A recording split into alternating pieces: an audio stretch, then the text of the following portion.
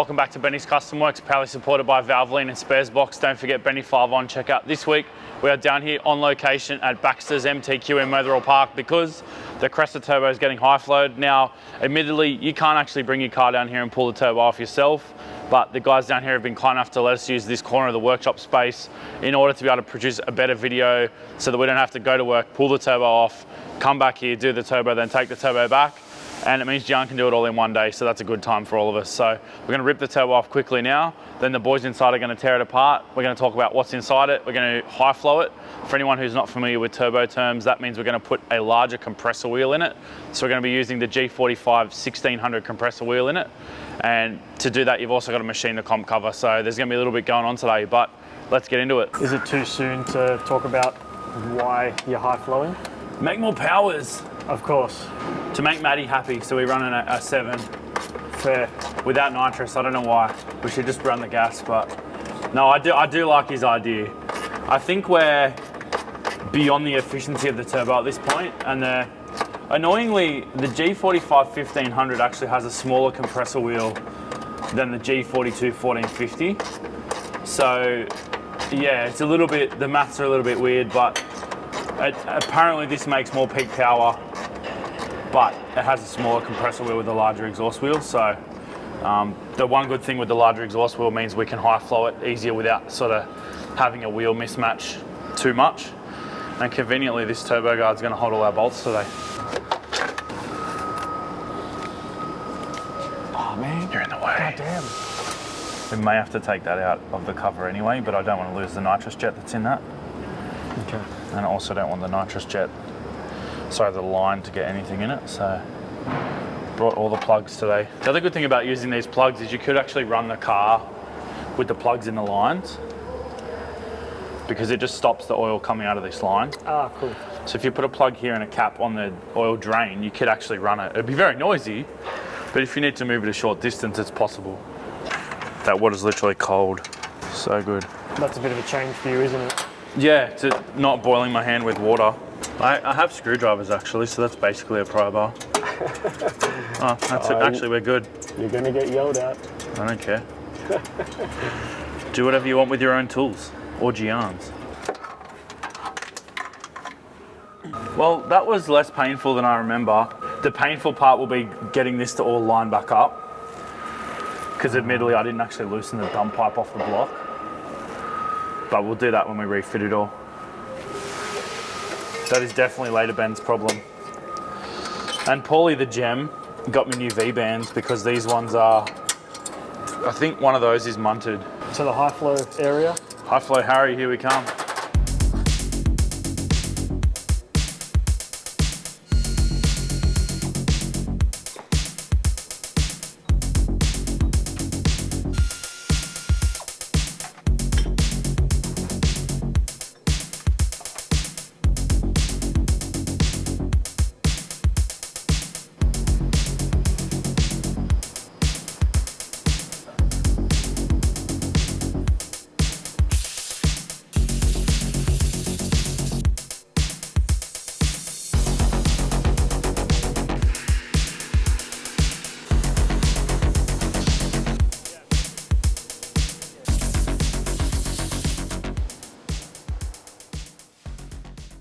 Basically, we'll be balancing your turbo on this balance over here.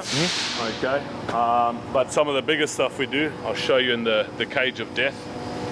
The cage of no death. No death. That's why the cage is there. Fair enough. Do you have to balance it from outside of the cage? Is that how it works? 100%. You get it spinning, then or you load it up and then you got to walk Load it up out. and you can control it from there. So there's our medium size one, and then this is the big boy. It's just ridiculous. So this is one, that's why the engine crane is here. It's just for loading up the actual shaft. And then it'll only operate once the gate is shut, and then we control it from outside. What's that turbo over there?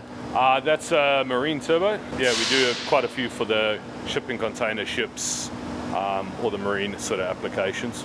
So with these ones, you can't get a straight measurement of the diameter because they got odd number of What are blades. they, 11 blade or something? Yeah, it's got 13 blades. How do you know the measurement of the other one with the blades, I think you said? There's a really, really long formula for that.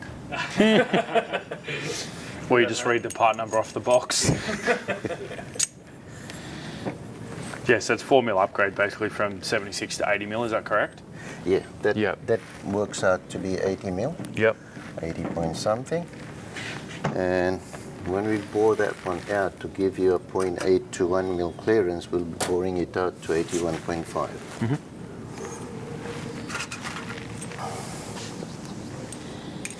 So is there anything in this that's looking bad? Like, I don't know what this is supposed to look like. Is there anything you'd be worried about in this setup? No, that's the shaft and the wheels okay. It's just that the piston wings are worn. Yep. Sealed wings. Yeah. So we'll On replace the them while we're in sides. there. Yeah, on the sides. So is that side loading This from is normal. any? Yeah, because that's Just- normal. yeah, Okay, cool. it's actual. We could still use that. But Yeah. While we're in here, there's no point Yeah. putting old stuff in Yeah. there. Awesome. Good.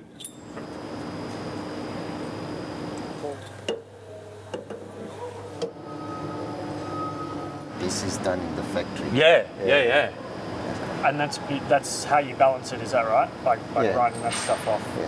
Because this is a casting. There's always Comes going to off. be imperfections Yeah. in the casting. They What's come out what's pretty that good, for? though. Oh, just the speed pickup. So the speed pickup actually Yeah. sees that. So it's like an optical sensor. Yeah. Okay, cool. Is that the kind of question you wanted? Yeah, that's better. I knew what the answer was. Because I have to actually put one of those inner races of the old bearings as a I have jig. to space it. Yeah.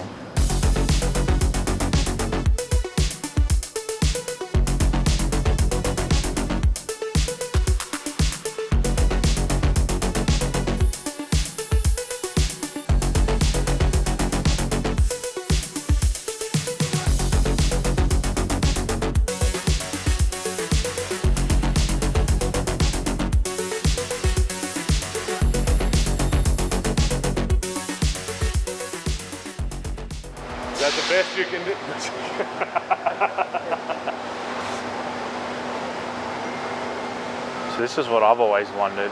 How do you put it back in the same spot when you assemble it?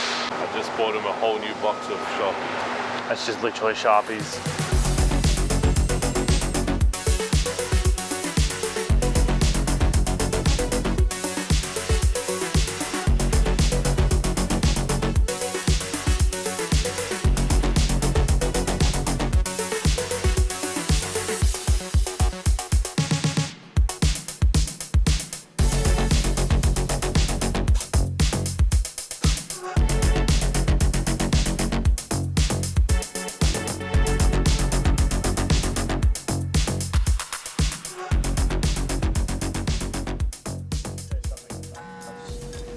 Oh, yeah, we're going It- to profile these so we don't machine that bit out. So part of the high flow, you've actually got a machine that can press a cover. Yeah. The new wheel is physically larger, so it's going to hit the cover otherwise.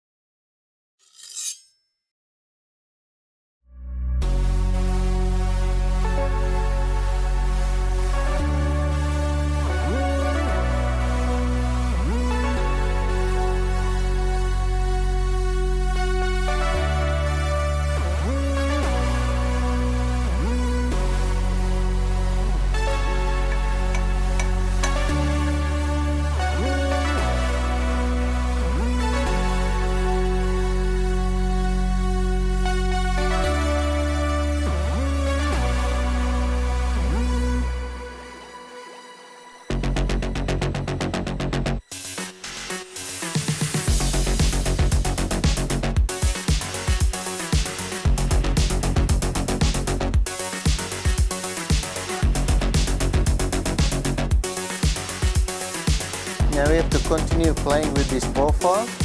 Right.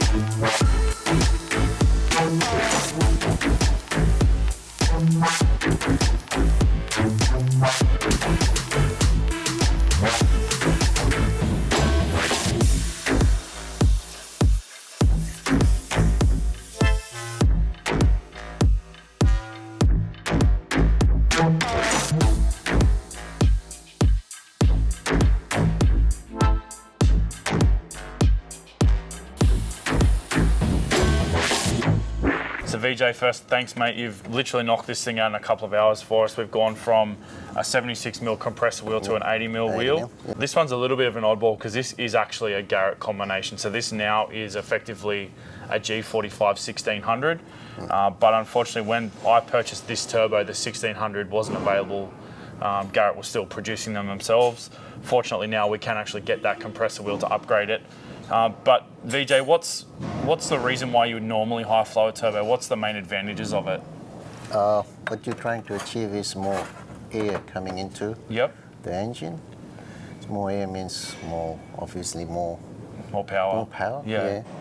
And what we do here is we have to make sure that once we put a bigger wheel, before we do that, we have to make sure it's fully like balanced to the specs. Yep. So that's what Yeah, I we saw have it done took you earlier. a little bit of time to Yeah. balance it up, and Yeah, balance it up. Yeah, and got it then, spot on. Yeah, another main thing we got to do is machine all that cover out. machine the cover out, Yep. set it all up.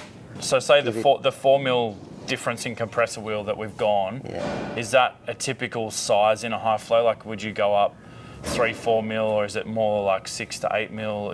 Is there a typical size where if you go too large, the exhaust and the compressor I mean, you wheel no gotta- longer meet yeah, you and they're have not to have working a together? Correct ratio. Yeah. Yeah, if we go too big, you'll probably have to go bigger on the Bigger on wheels the exhaust as well. wheel. Yeah. It depends on the application as well. you Yeah. know.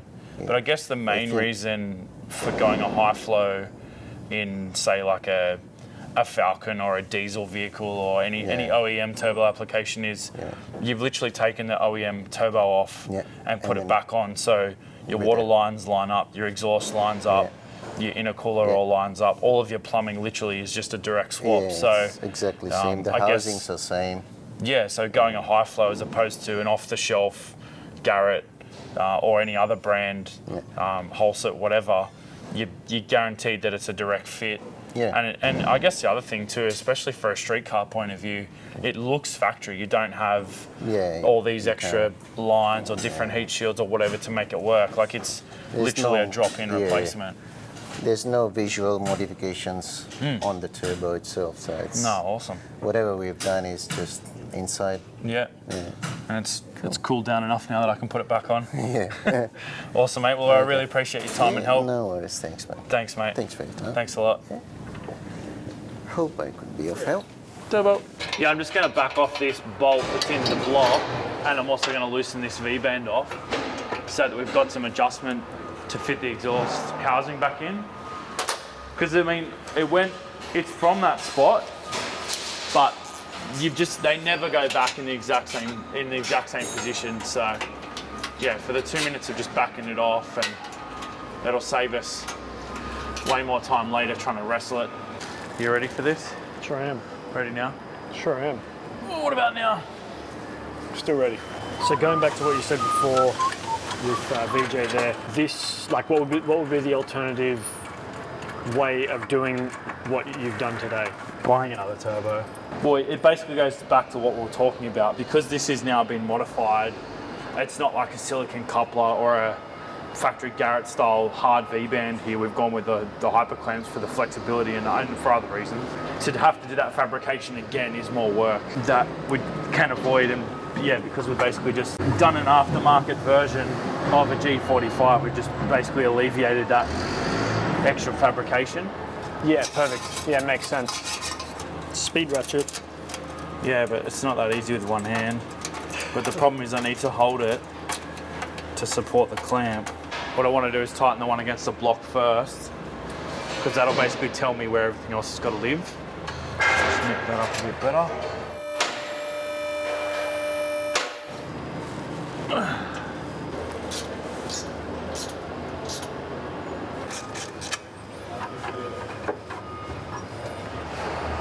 Yeah, that's fine.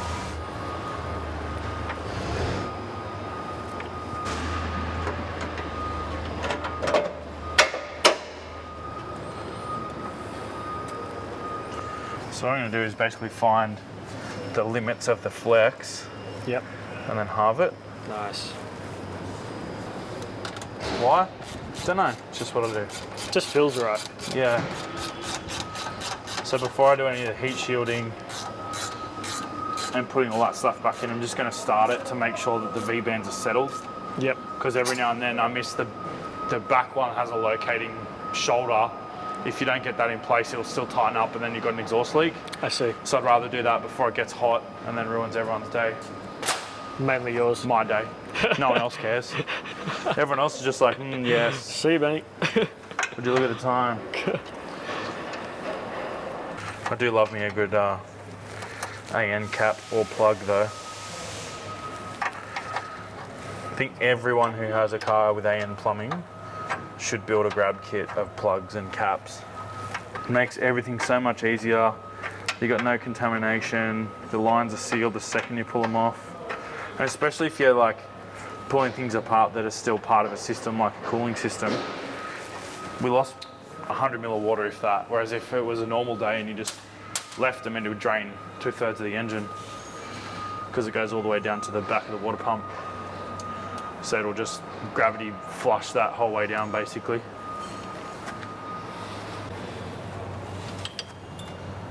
Nice. The burning question. Yes.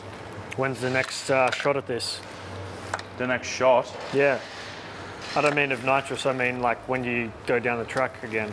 I don't know yet, but we'll find a test day or something because I want to drive it and Maddie wants to do laptop things Yep. and we want to run a 7. But then I'm going to pull it apart. Now I'm going to start it to make sure that it all works. Clipper up.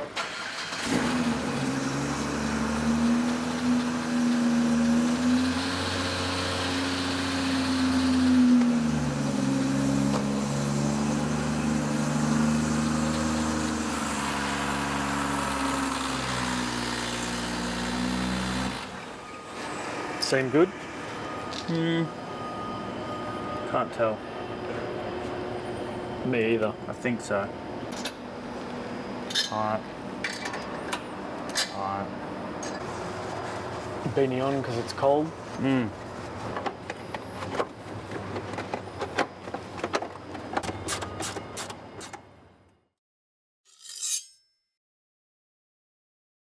Well, that pretty much wraps us up for the day. Massive thanks to the guys at Baxter MTQ for high-flowing the turbo, especially Paulie who teed it up for us and VJ who did all the work. I was genuinely surprised how quickly that guy could just do things on the lathe, like 4-jaw chuck set up in like 15 minutes. It was just ridiculous, the skill that guy has. So yeah, massive thanks to VJ again. Yeah, fingers crossed next time you see this thing, it'll be running in 7 seconds, but I've said that about 743 times now, so yeah, we'll see how it goes. Thanks for watching, guys. We'll see you next time.